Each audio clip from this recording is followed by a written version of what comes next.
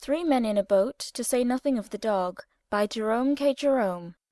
Chapter 4. The Food Question. Objections to paraffin oil as an atmosphere. Advantages of cheese as a travelling companion.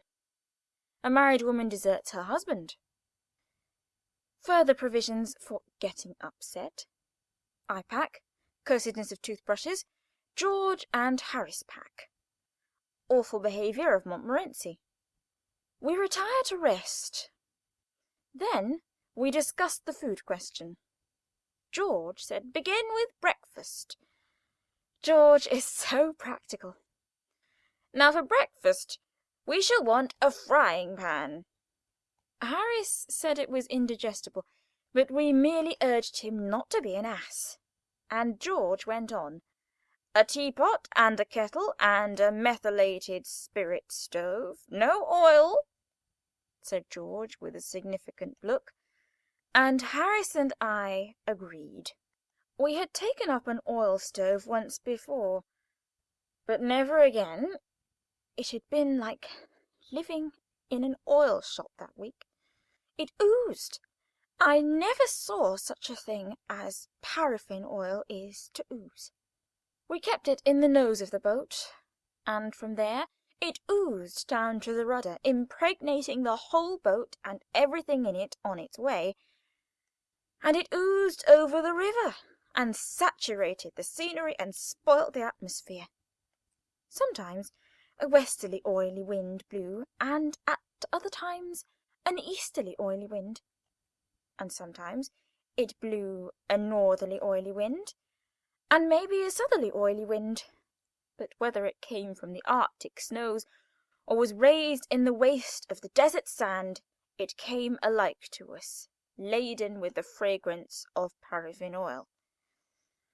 And that oil oozed up and ruined the sunset, and as for the moonbeams, they positively reeked of paraffin.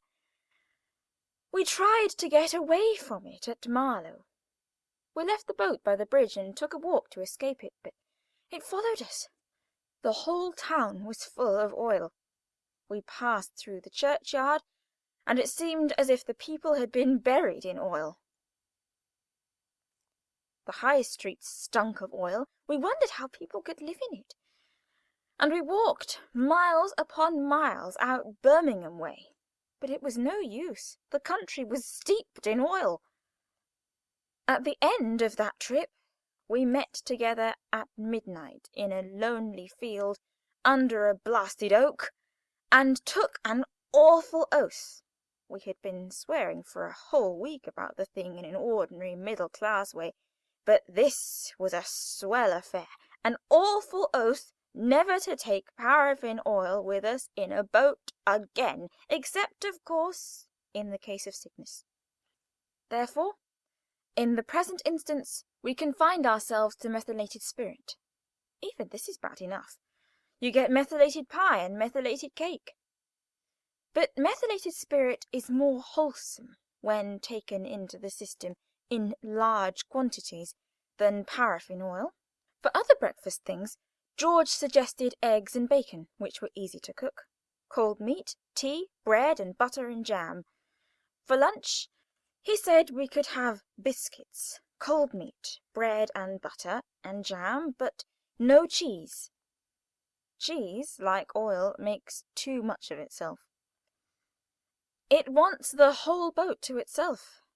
It goes through the hamper and gives the cheesy flavour to everything else there. You can't tell whether you are eating apple pie, German sausage, or strawberries and cream. It all seems cheese.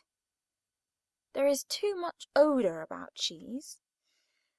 I remember a friend of mine buying a couple of cheeses at Liverpool. Splendid cheeses they were, ripe and mellow, with a 200 horsepower scent about them that might have been warranted to carry 3 miles and knock a man over at 200 yards. I was in Liverpool at the time, and my friend said that if I didn't mind, he would get me to take them back with me to London, as he should not be coming up for a day or two himself, and he did not think the cheeses ought to be kept much longer. "Oh, with pleasure, dear boy," I replied. "With pleasure." I called for the cheeses and took them away in a cab. It was a ramshackle affair, dragged along by a knock-kneed, broken-winded somnambulist, which his owner, in a moment of enthusiasm during conversation, referred to as a horse. I put the cheeses on the top, and we started off at a shamble that would have done credit to the swiftest steam-roller ever built, and all went merrily as a funeral bell until we turned the corner. There the wind carried a whiff from the cheeses full on to our steed. It woke him up, and with a snort of terror he dashed off at 3 miles an hour. The wind still blew in his direction, and from behind we reached the end of the street. He was laying himself out at the rate of nearly 4 miles an hour, leaving the cripples and stout old ladies simply nowhere. It took 2 porters as well as the driver to hold him in at the station, and I do not think they would have done it if, even then, had not one of the men had the presence of mind to put a handkerchief over his nose and to light a bit of brown paper. I took my ticket and marched proudly up the platform with my cheeses, the people falling back respectably on either side. The train was crowded, and I had to get into a carriage where there were already 7 other people. One crusty old gentleman objected, but I got in notwithstanding, and putting my cheeses upon the rack, squeezed down with a pleasant smile and said it was a warm day. A few moments passed, and then the old gentleman began to fidget. "Very close in here," he said. "Quite oppressive," said the man next to him. And then they both began sniffing, and at the 3rd sniff they caught it right on the chest, and rose up without another word and went out. And then a stout lady got up and said it was disgraceful that a respectable married woman should be harried about in this way, and gathered up a bag and 8 parasols and went. The remaining 4 passengers sat on for a while, until a solemn-looking man in the corner, who, from his dress and general appearance, seemed to belong to the undertaker class, and said it put him in mind of dead baby, and the other 3 passengers tried to get out of the door at the same time and hurt themselves. I smiled at the black gentleman, and said I thought we were going to have the carriage to ourselves, and he laughed pleasantly and said that some people made such a fuss over a little thing. But even he grew strangely depressed after we had started, and so when we reached Crewe I asked him to come and have a drink. He accepted, and we forced our way into the buffet, where we yelled and stamped and waved our umbrellas for a quarter of an hour, and then a young lady came and asked us if we wanted anything. "What's yours?" I asked, turning to my friend. "I'll have half a crown's worth of brandy, neat, if you please, miss," he responded, and he went off quietly after he had drunk it and got into another carriage, which I thought mean. From Crewe I had the compartment to myself, though the train was crowded. As we drew up at the different stations, the people, seeing my empty carriage, would rush for it. "Here you are, Maria, come along, plenty of room." "All right, Tom, we'll get in here," they would shout, and they would run along carrying heavy bags and fight round the door to get in first, and one would open the door and mount the steps and stagger back into the arms of the man behind him, and they would all come and have a sniff, and then drop off and squeeze into other carriages, or pay the difference and go first. From Euston I took the cheeses down to my friend's house. When his wife came into the room, she smelt round for an instant. Then she said, "What is it? Tell me the worst." I said, "It's cheeses. Tom bought them in Liverpool, and asked me to bring them up with me." And I added, that I hoped she understood that it had nothing to do with me, and she said that she was sure of that, but that she would speak to Tom about it when he came back.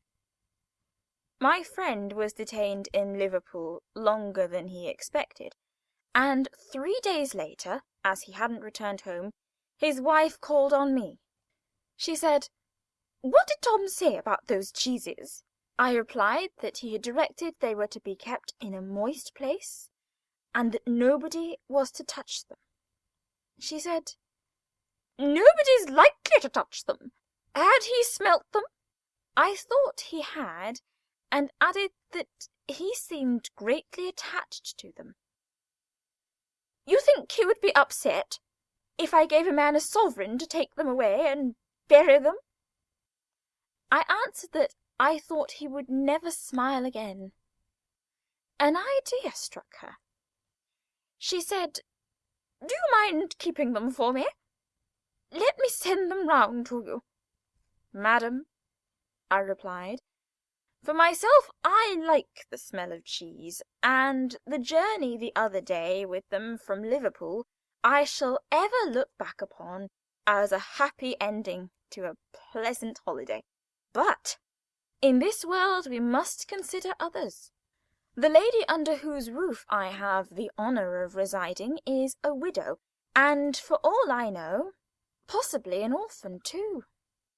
She has a strong, I may say, an eloquent objection to being what she terms put upon.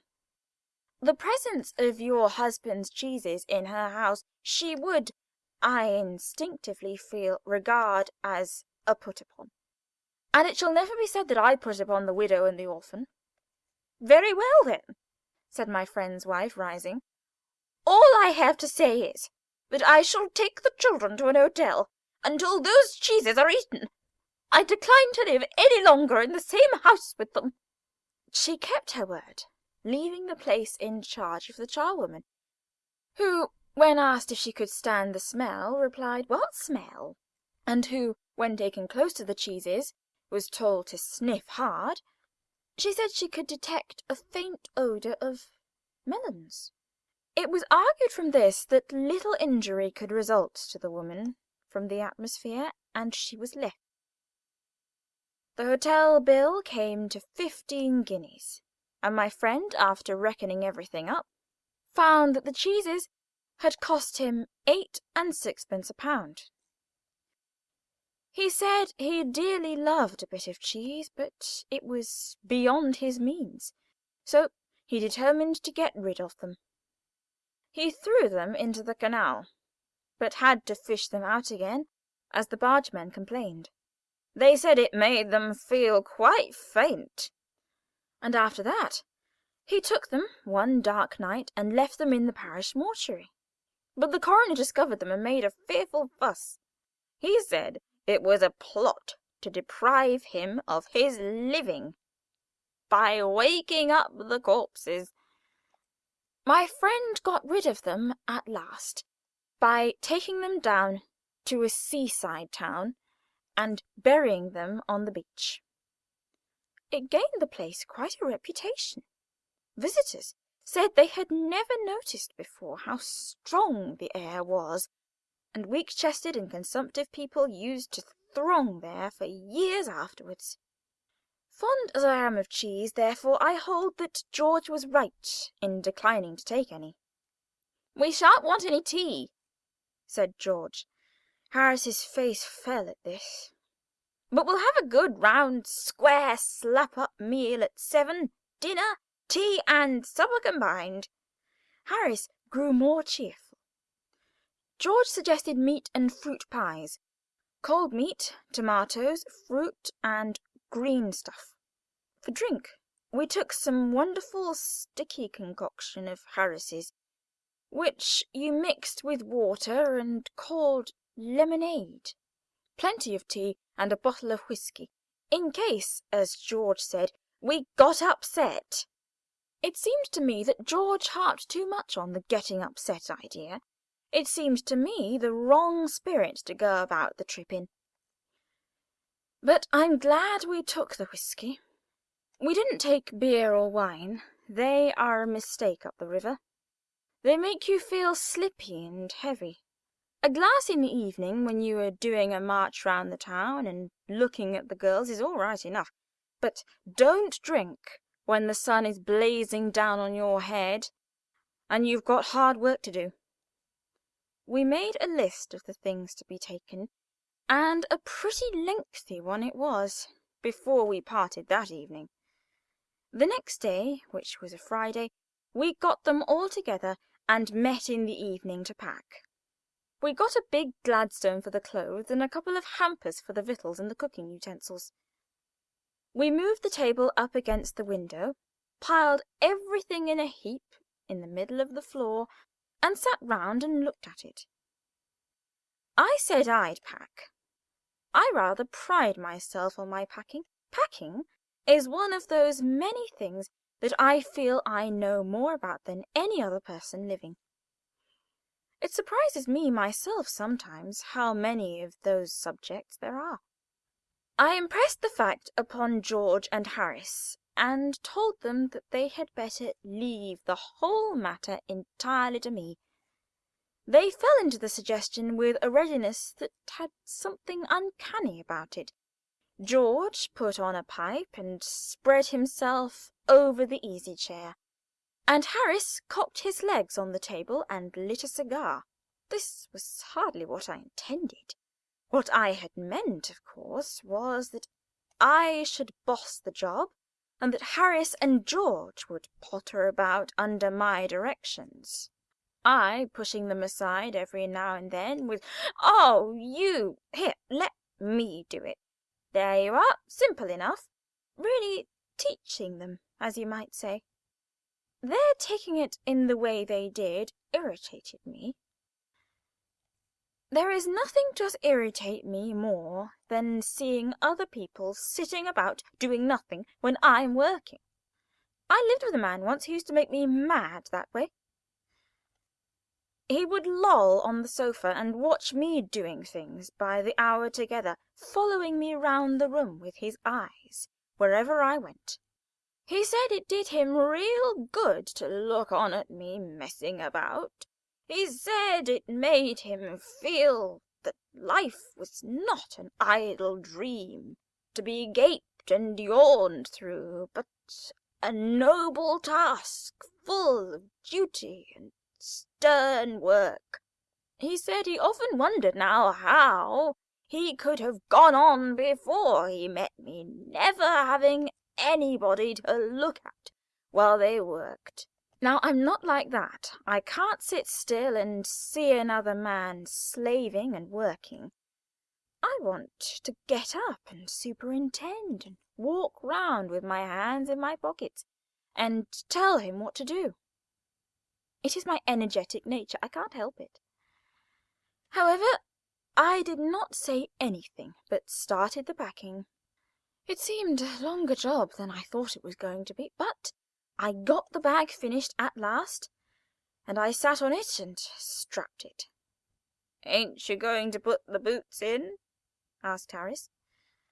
And I looked round and found I had forgotten them. That's just like Harris.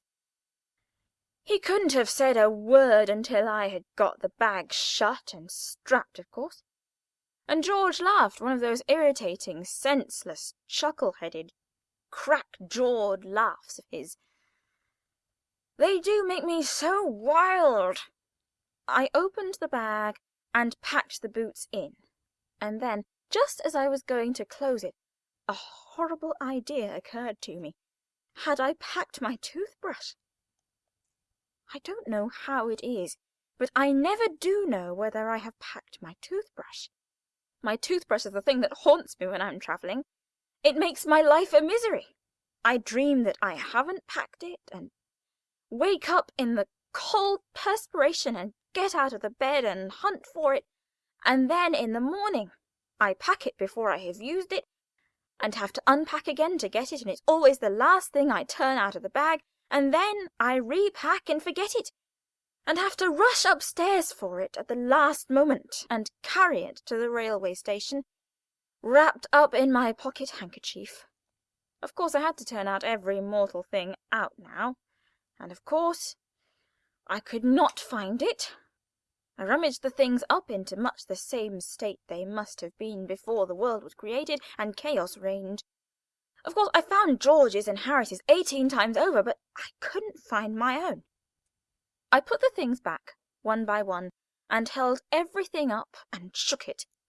Then I found it inside a boot. I repacked once more. When I had finished, George asked if the soap was in. I said I didn't care a hang whether the soap was in or whether it wasn't, and I slammed the bag to and strapped it, and found that I had packed my tobacco in it, and had to reopen it. It got shut up finally at 10:05. And then there remained the hampers to do. Harris said that we should want to be starting in less than 12 hours' time, and thought that he and George had better do the rest. And I agreed and sat down, and they had a go. They began in a light-hearted spirit, evidently intending to show me how to do it. I made no comment. I only waited. When George is hanged, Harris will be the worst packer in this world. And I looked at the piles of plates and cups and kettles and bottles and jars and pies and stoves and cakes and tomatoes and felt that the things would soon become exciting. It did. They started with breaking a cup. That was the first thing they did. They did that just to show you what they could do, and to get you interested. Then Harris packed the strawberry jam on top of a tomato and squashed it, and they had to pick out the tomato with a teaspoon, and then it was George's turn, and he trod on the butter. I didn't say anything, but I came over and sat on the edge of the table and watched them. It irritated them more than anything I could have said. I felt that. It made them nervous and excited, and they stepped on things and put things behind them, and then couldn't find them when they wanted them. And they packed the pies at the bottom, and put heavy things on top, and smashed the pies in. They upset salt all over everything, and as for the butter, I never saw two men do more with 1 and 2pence worth of butter in my whole life than they did. After George had got it all off his slipper, they tried to put it in the kettle. It wouldn't go in, and what was in wouldn't come out. They did scrape it out at last, and put it down on a chair, and Harris sat on it, and it stuck to him, and they went looking for it all over the room. "I'll take my oath I put it down on that chair," said George, staring at the empty seat. "I saw you do it myself not a minute ago," said Harris. Then they started round the room again, looking for it. Then they met again in the centre and started at one another. "Most extraordinary thing I ever heard of," said George. "So mysterious," said Harris. Then George got round at the back of Harris and saw it. "Why, here it is all the time!" he exclaimed indignantly. "Where?" cried Harris, spinning round. "Stand still, can't you?" roared George, flying after him. And they got it off and packed it in the teapot. Montmorency was in it all, of course. Montmorency's ambition in life is to get in the way and be sworn at. If he can squirm in anywhere where he particularly is not wanted, and be a perfect nuisance, and make people mad, and have things thrown at his head, then he feels his day has not been wasted. To get somebody to stumble over him and curse him steadily for an hour is his highest aim and object, and when he has succeeded in accomplishing this, his conceit becomes quite unbearable. He came and sat down on things just when they were wanted to be packed, and he laboured upon the fixed belief that whenever Harris or George reached out their hand for something, it was his cold, damp nose that they wanted. He put his leg into the jam, and he worried the teapots, and he pretended that the lemons were rats, and he got into the hamper and killed 3 of the rats before Harris could land him with the frying pan. Harris said I encouraged him. I didn't encourage him. A dog like that don't want any encouragement. It's the natural original sin that is born in him that makes him do things like that. The packing was done at 12:50, and Harris sat on the big hamper and said he hoped nothing would be found broken. George said that if anything was broken, it was broken, which reflection seemed to comfort him. He also said he was ready for bed. We were all ready for bed. Harris was to sleep with us that night, and we went upstairs.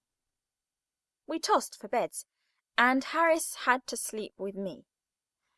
He said, "Do you prefer the inside or the outside, Jay?"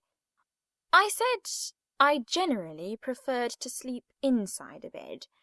Harris said it was old. George said, "What time shall I wake you fellows?" Harris said 7. I said no, 6, because I wanted to write some letters. Harris and I had a bit of a row over it, but at last split the difference and said 6:30. "Wake us at 6:30, George," we said. George made no answer, and we found on going over that he had been asleep for some time. So we placed the bath where he could tumble into it on getting out in the morning, and went to bed ourselves. End of chapter 4.